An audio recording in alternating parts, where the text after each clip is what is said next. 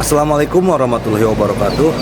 Oke, seperti biasa sebelum dilanjutkan cerita pedang King Dao-nya, bantu Mimin tekan tombol like dan berkomentar.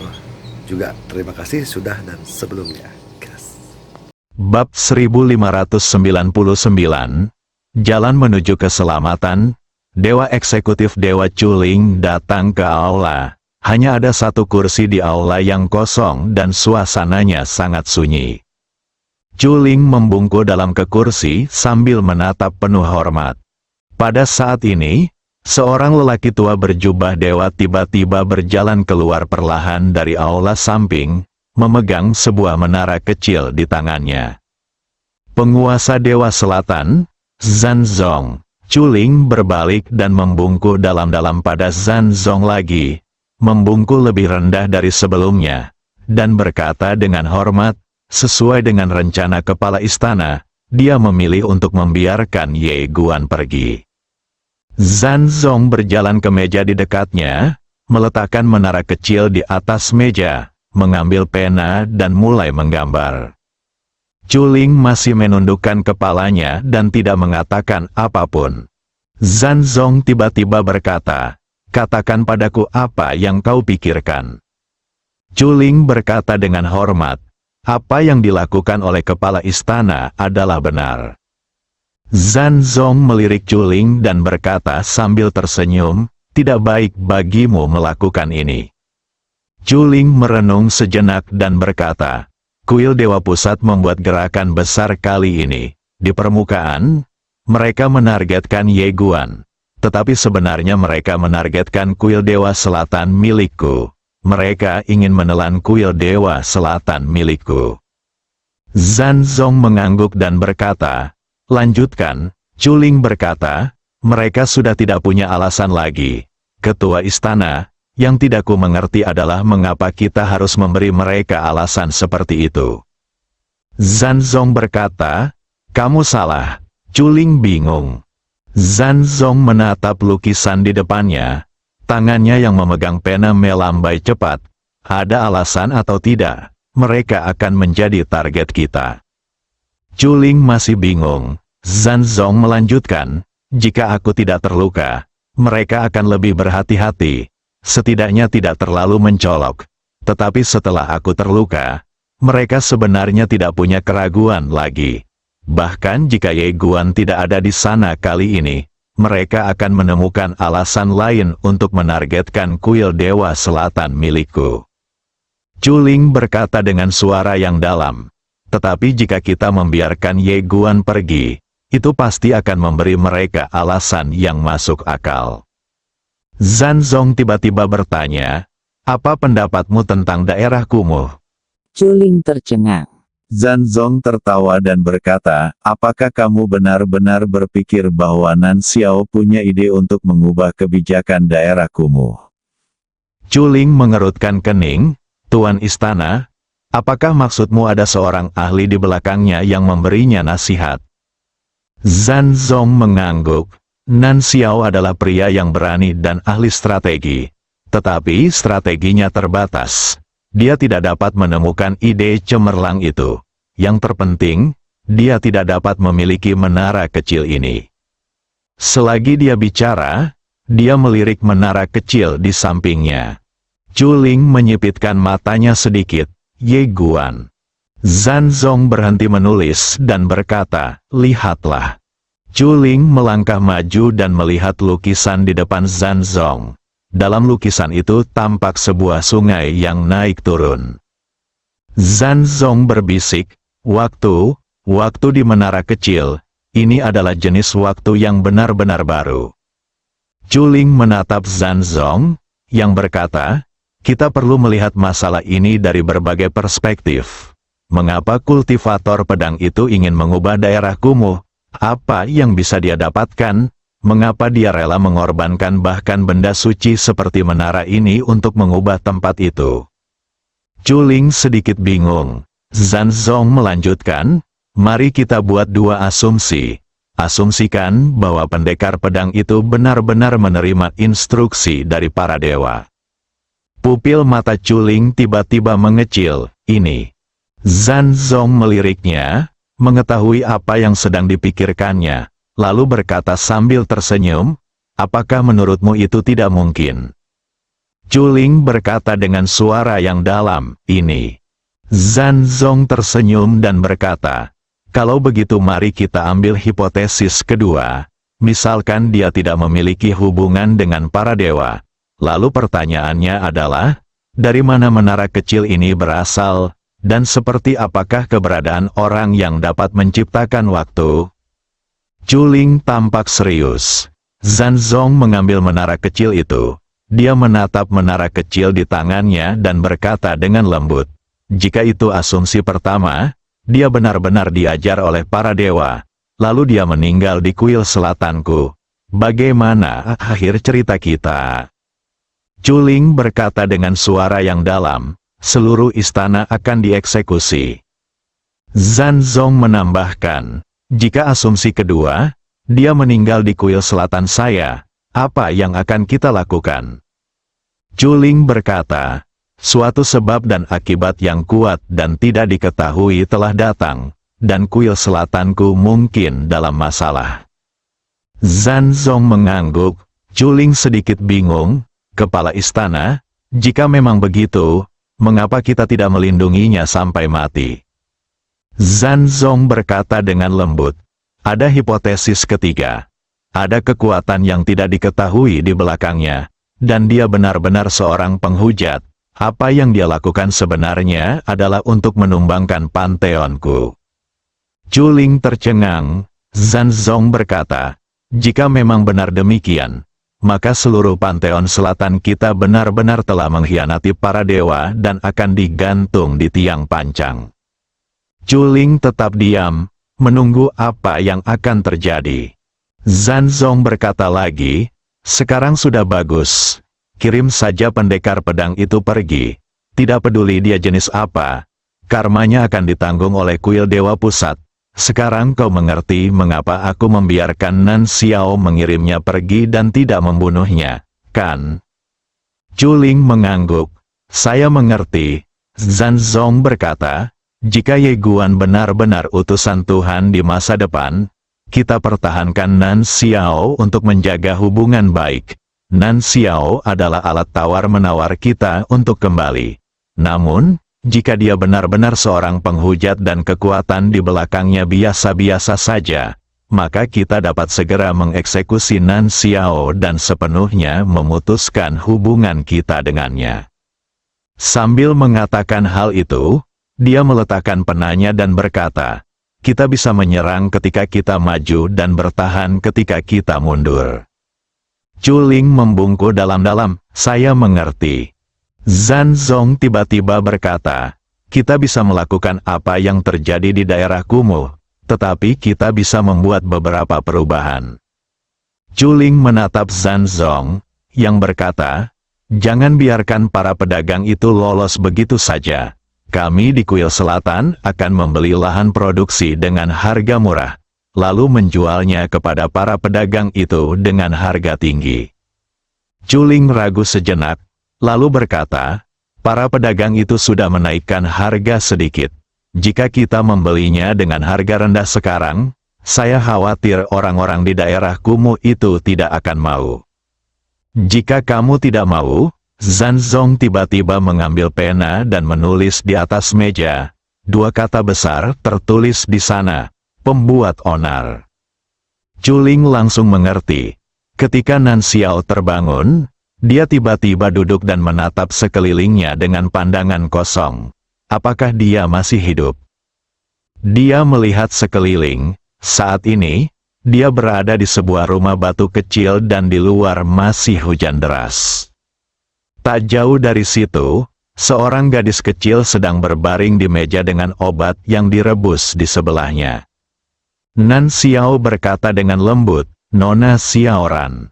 Dia mengenali gadis kecil di depannya. Ye Guan telah menyuruhnya untuk menjaganya baik-baik. Pada saat ini, Xiaoran terbangun setelah mendengar suara Nan Xiao.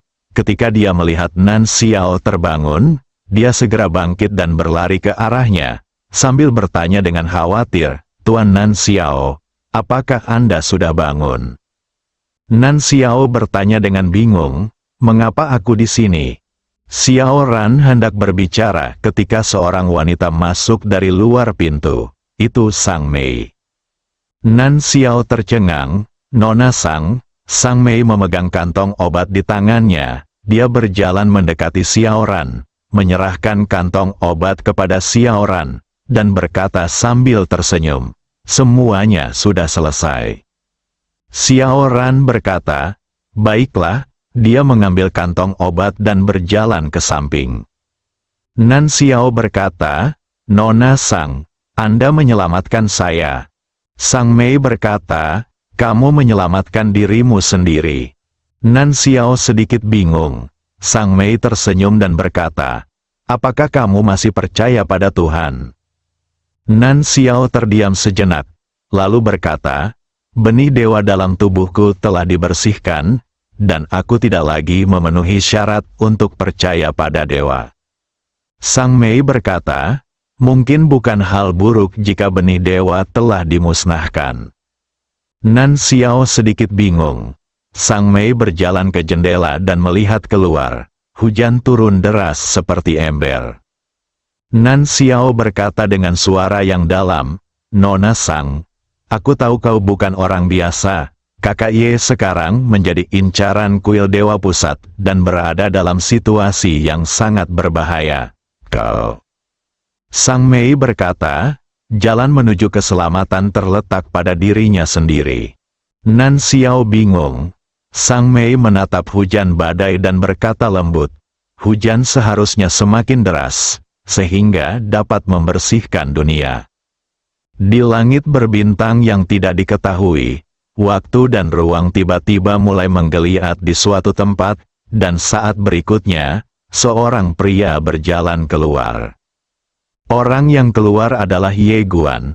Ye Guan memandang sekelilingnya dan hendak pergi ketika sebuah indera keilahian menguncinya di seluruh bidang bintang yang tak terhitung jumlahnya. Pada saat yang sama, cahaya pedang melesat menembus ruang dan waktu, menuju langsung ke arahnya. Kecepatannya amat cepat. Ketika dia melihat cahaya pedang, cahaya itu sudah tiba di depannya. Ye Guan tidak mundur melainkan maju, mengangkat tangannya dan menusuk dengan pedang. Dia menggunakan pedang niat, ledakan, seberkas cahaya pedang meledak dari lapangan bagaikan letusan gunung berapi. Kekuatan dahsyat itu langsung mengejutkan Ye Guan dan membuatnya mundur dengan kasar. Bidang bintang di sekitarnya langsung hancur oleh cahaya pedang dan berubah menjadi kegelapan. Ye Guan berhenti dan mendongak. Di ruang gelap di kejauhan, seorang pria berjalan ke arahnya. Itu Guan Jian dengan kotak pedang di punggungnya.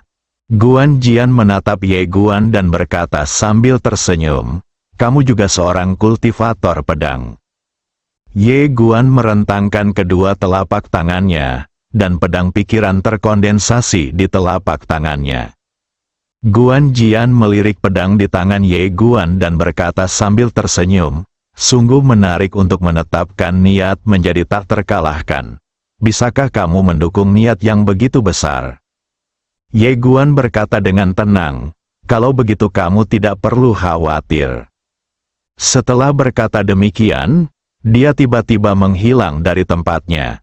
Tertawa, di dalam kegelapan ruang dan waktu yang pekat, seberkas cahaya pedang menerobos ladang bagaikan guntur, mencapai jarak ribuan kaki dalam sekejap. Guan Jian tertawa dan menunjuk jarinya. Sebuah pedang tiba-tiba melesat ke langit dari kotak pedang di belakangnya, lalu menebas secara diagonal dan menghantam pedang Ye Guan dengan ganas. Ketika pedang itu ditebaskan, sesuatu di ladang tampak terkoyak, dan itu sangat tajam dan menusuk. Ledakan, begitu kedua pedang itu bersentuhan. Gelombang kejut cahaya pedang yang mengerikan tiba-tiba meletus, menyapu semuanya. Pada saat ini, seluruh galaksi bagaikan cermin yang rusak parah, hancur dalam sekejap. Para pria kuat dari berbagai kuil yang bergegas datang tidak berani mendekati area ini sama sekali. dan berhenti ratusan ribu kaki jauhnya. Junyu juga ada di antara mereka. Ketika melihat bahwa Ye Guan ternyata mampu melawan Guan Jian dengan kekuatan yang setara, semua orang kuat sangat terkejut. Tahukah kamu, Guan Jian berada di peringkat ketiga di antara semua dewa utama, dan dia juga seorang kultivator pedang, jadi seberapa mengerikan kekuatan bertarungnya. Namun, pendekar pedang di depannya mampu menandinginya. Dari mana monster ini berasal? Mata Junyu tenang, tanpa ekspresi terkejut apapun. Haha, di kejauhan, tawa keras Guan Jian tiba-tiba terdengar. Dia menatap Ye Guan dari kejauhan, matanya penuh semangat juang. Baiklah, jarang sekali bertemu pendekar pedang yang kuat. Ayo, ambil pedangku. Sambil berbicara dia menunjuk ke satu titik, berdengung. Saat suara pedang terdengar, sebuah pedang melesat ke langit dari kotak pedang di belakangnya dan menuju langsung ke arah Ye Guan. Di balik pedang ini, ada energi pedang sepanjang 1000 kaki, yang menyerbu ke arah Ye Guan seperti gunung. Ye Guan perlahan menutup matanya, dan merentangkan telapak tangannya. Di telapak tangannya, pedang kemauan mengembun. Kali ini bukan hanya keinginan untuk tak terkalahkan, tetapi juga keinginan untuk ketertiban. Kekuatan iman, tidak ada permusuhan, dua gaya pedang digabung menjadi satu. Pada saat ini, energi pedang di sekitar Ye Guan melonjak seperti letusan gunung berapi, menyapu seluruh alam semesta galaksi. Bab 1600, layak, saat kedua niat pedang itu muncul, semua orang di lapangan terkejut. Dua macam niat pedang itu berarti bahwa pembudidaya pedang di depannya memiliki dua metode pedang yang berbeda, dan metode pedang kedua bahkan lebih kuat daripada yang pertama. Sungguh jenius, Junyu menatap Ye Guan dengan tenang, tanpa ada gejolak di matanya. Di kejauhan, dua niat pedang yang dilepaskan Ye Guan menyatu. Saat pedang Guan Jian tiba di depannya, dia memegang pedang niat dan menusukkannya dengan ganas. Dalam sekejap, kedua niat pedang itu menyembur keluar. Berdengung, suara pedang bergema di seluruh galaksi dan alam semesta. Ledakan, begitu kedua pedang itu bersentuhan. Itu seperti dua gunung berapi yang meletus pada saat yang sama, dan gelombang kejut energi pedang yang mengerikan menyebar ke segala arah seperti kilat. Di kejauhan, semua orang di bawah alam dewa utama dikejutkan oleh dua gelombang kejut energi pedang dan mundur dengan keras. Akibat dari serangan energi pedang kedua orang itu terjadi satu demi satu, terus-menerus, dan area tempat mereka berada telah menjadi lautan energi pedang. Energi pedang kedua orang itu terus-menerus saling mencekik di lautan energi pedang itu. Dan energi pedang yang tajam terus-menerus menyapu keluar seperti gelombang besar. Di lapangan, kecuali para dewa utama itu, orang-orang kuat lainnya mundur dengan keras, dan tidak berani menahan aura pedang tajam Ye Guan dan Guan Jian. Junyu tidak mundur. Dia berdiri di samping para penguasa alam dewa-dewa yang kuat itu, matanya tertuju pada lautan energi pedang. Di sampingnya, seorang pendekar tingkat dewa berseru, ilmu pedang anak ini sangat mengerikan. Baik itu ilmu pedang yang tak terkalahkan atau ilmu pedang tingkat ordo, keduanya sudah hebat, sama sekali tidak kalah dengan pendekar tingkat dewa. Kapan seorang jenius seperti itu muncul di wilayah bintang dewa? Xiao Yuan berkata dengan suara yang dalam, dia berasal dari peradaban kosmik lain. Ahli alam dewa-dewa menoleh dan menatap Xiao Yuan, peradaban kosmik lain. Xiao Yuan mengangguk, Tuan yang kuat dari alam dewa Tuhan berbisik, peradaban kosmik lain benar-benar dapat menghasilkan seorang jenius yang mengerikan seperti itu. Xiao Yuan menatap lautan energi pedang. Matanya dipenuhi dengan niat membunuh. Aku tidak bisa membiarkan anak ini hidup. Sang master yang kuat mengangguk, jika orang ini masih hidup, dia akan menjadi ancaman besar bagi panteon kita di masa depan. Awasi dia dengan ketat. Jika dia menunjukkan tanda-tanda akan melarikan diri, segera ambil tindakan dan jangan beri dia kesempatan. Semua orang terdiam. Sebenarnya ada arti lain dari kalimat ini. Jika Guan Jian menunjukkan tanda-tanda kekalahan, kita semua harus menyerang bersama. Apakah pendekar pedang ini dapat melakukan ilmu pedangnya dengan baik? Semua orang menatap lautan energi pedang dengan tatapan serius di mata mereka. Di lautan energi pedang itu, dua cahaya pedang yang menyilaukan terus-menerus saling terkait. Setiap kali dua cahaya pedang bertabrakan, gelombang kejut energi pedang yang mengerikan akan dihasilkan. Pertarungan antara keduanya pun menarik perhatian banyak orang hebat di medan bintang ini. Ketika orang-orang kuat itu melihat bahwa mereka adalah orang-orang dari kuil Dewa Pusat, mereka berbalik dan lari tanpa mengucapkan sepatah kata pun. Ledakan, pada saat ini, ledakan yang memekakkan telinga tiba-tiba terdengar dari lautan energi pedang, dan kemudian awan jamur energi pedang melesat ke langit setinggi puluhan ribu kaki.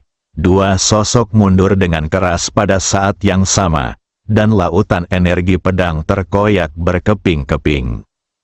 Ye Guan menghentakkan kaki kanannya pelan, dan kecepatan mundurnya tiba-tiba terhenti.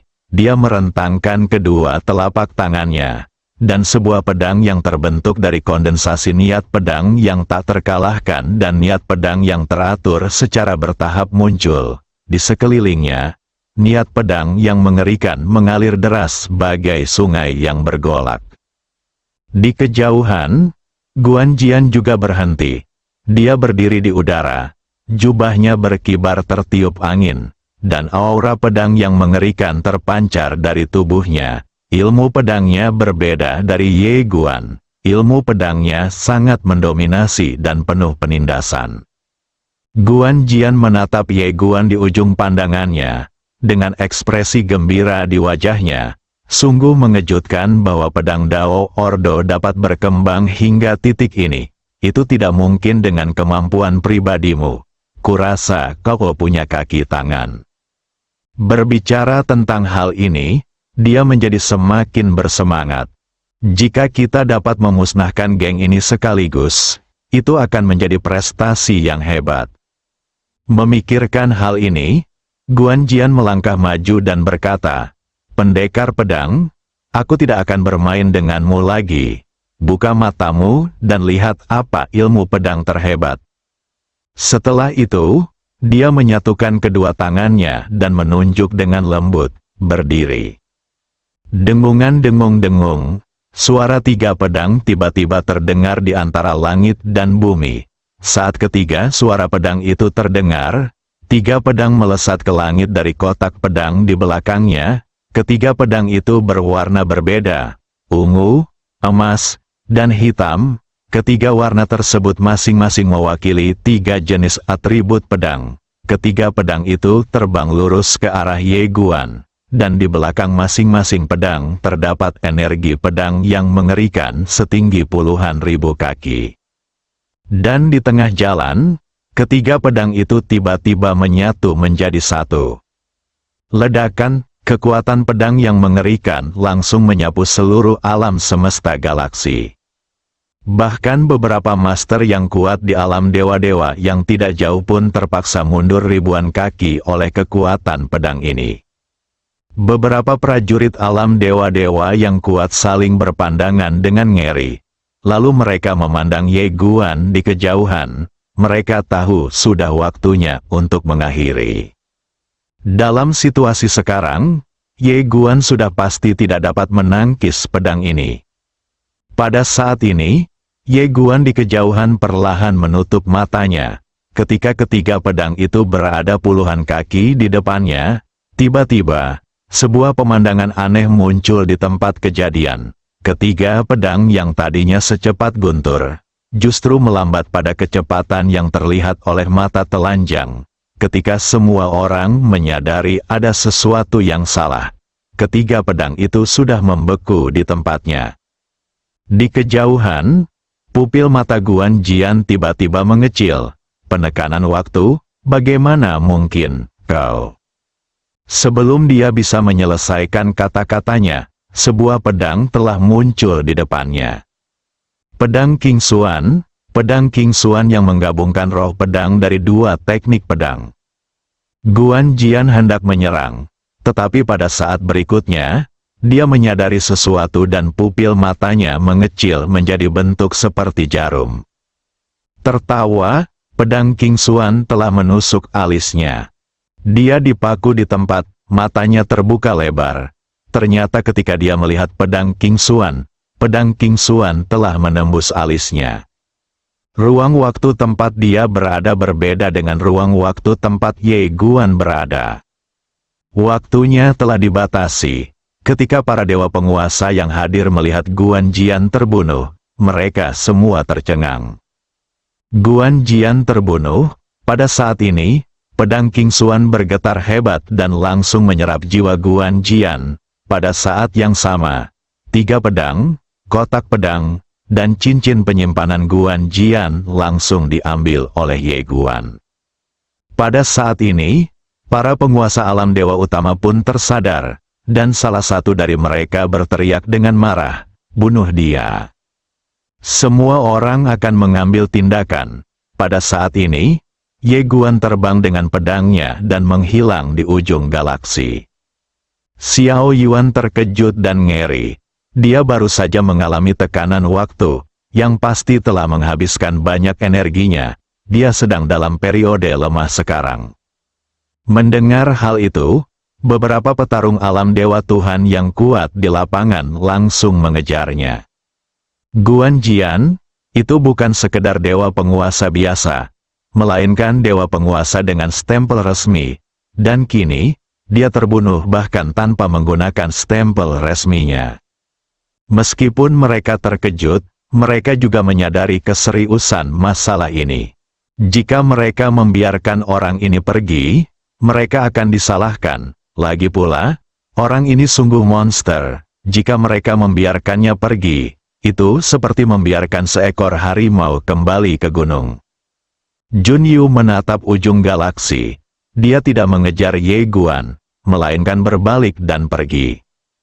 Dia harus menemui seseorang. Papan catur sudah siap, saatnya untuk bergerak. Daerah kumuh, meskipun Ye Guan diburu dan Nan Xiao diturunkan jabatannya, kebijakan kumuh masih dilaksanakan karena dapat membawa manfaat bagi kuil para dewa. Sekarang luka Nan Xiao sudah banyak sembuh, tapi kultivasinya sudah hilang dan dia sudah menjadi orang biasa. Dia sekarang membantu Xiao Ran dan putrinya dengan beberapa tugas setiap hari. Di sini, dia masih diperlakukan dengan sangat baik, karena saat dia berkuasa dulu, dia selalu melindungi kepentingan orang-orang miskin di sini. Oleh karena itu, meskipun ia telah diberhentikan dari jabatannya, orang-orang miskin di sini masih sangat menghormatinya dan memanggilnya Tuan Nan Xiao ketika mereka melihatnya. Tentu saja, hal yang memalukan tidak dapat dihindari. Dalam perjalanan, Nan Xiao membantu Xiao Ran memetik sayuran dan berjalan menuju rumah batu. Tuan Nan Xiao, pada saat ini, sebuah suara tiba-tiba datang dari belakangnya. Dia berbalik dan melihat bahwa orang yang berbicara itu adalah seorang penjaga dari kuil para dewa. Ini adalah penjaga dari departemen di bawah Ximing Mansion. Dia pernah menjadi bawahan dari bawahannya. Melihat Nan Xiao berbalik, penjaga itu langsung terkejut dan bertanya, "Itu benar-benar Nan Xiao. Kenapa kamu ada di sini?" Sembari berbicara, dia melirik apa yang dipetik Nan Xiao dengan ekspresi aneh di wajahnya. Nan Xiao tidak mengatakan apapun dan berjalan pergi bersama Xiao Ran. Berita tentang tinggalnya Nan Xiao di daerah kumuh segera menyebar, dan akibatnya, banyak orang dari kuil para dewa datang ke pintu Xiao Ran setiap hari. Mereka tidak tertawa, tetapi mata dan kata-kata mereka dipenuhi rasa kasihan. Sungguh menyedihkan ketika orang yang dulunya angkuh dan berkuasa, kini menjadi orang yang tidak berguna. Suatu hari, seorang pria datang ke rumah batu itu.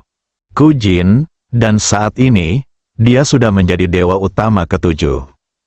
Xiao Ran menatap Kujin yang muncul di pintu, sedikit bingung. Dia menatap Nan Xiao yang sedang menyiapkan obat untuknya, Tuan Nan Xiao. Nan Xiao tersenyum dan berkata, "Kamu tidak akan membeli sesuatu, silakan saja." Xiao Ran ragu sejenak, lalu mengangguk. "Oke." Setelah berkata demikian, dia pun bergegas keluar.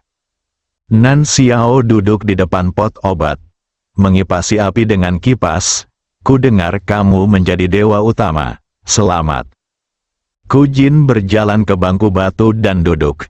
Dia menatap Nan Xiao dan berkata, "Aku baru saja mendapat kabar bahwa saudaramu Ye telah membunuh Guan Jian dan telah melarikan diri." Nan Xiao sedikit terkejut, lalu dia tertawa, "Hebat." Kujin menatap Nan Xiao. "Apakah itu sepadan?" Nan Xiao terdiam sejenak, lalu berkata, "Tidak masalah apakah itu sepadan atau tidak. Yang penting aku punya hati nurani yang bersih." Kujin terdiam lama sekali. Dia melirik Nan Xiao dan berkata, "Aku akan menyiapkan tempat untukmu." Nan Xiao menggelengkan kepalanya, "Tidak perlu." Kujin tidak mengatakan apa-apa lagi. Dia mengangguk dan berkata, "Jaga dirimu." Setelah mengatakan itu, dia berdiri dan pergi. Setelah Kujin pergi, Nan Xiao berhenti mengipasi api. Dia menatap toples obat di depannya dan tetap diam. Bukannya dia tidak berpikir untuk memulai lagi, tetapi bukan hanya benih ilahinya telah sepenuhnya musnah, kultivasinya juga telah sepenuhnya dihapuskan, dan fondasinya telah hancur total. Tidak mungkin untuk memulai lagi, dia sudah selesai. Dia tidak akan pernah bisa membalikkan keadaan dalam hidupnya. Nan Xiao berdiri dan berjalan ke tempat tidur dan duduk. Dia memandang keluar jendela dengan tatapan bingung. Selama kurun waktu ini, semua orang memandang Nan Xiao dengan ejekan, simpati, dan sebagian besar rasa kasihan. Apa yang paling ia takutkan setiap hari adalah bertemu dengan kakak-kakaknya itu. Saat yang paling menyedihkan dan memalukan bagi seorang pria tidak diragukan lagi adalah ketika ia kehilangan kekuatannya di usia paruh baya. Dan dia, Nan Xiao, juga mengerti bahwa alasan dia hidup bukan karena belas kasihan kuil para dewa, tetapi karena dia, Nan Xiao, telah menjadi pion. Pikirkan betapa bersemangatnya saya di masa lalu. Lalu lihat diri saya sekarang. Nan Xiao tidak bisa menahan tawa sedih. Ia berbaring perlahan-lahan, nafasnya semakin melemah hingga akhirnya menghilang sama sekali. Lebih baik mati dengan bermartabat daripada hidup tanpa harapan. Bersambung.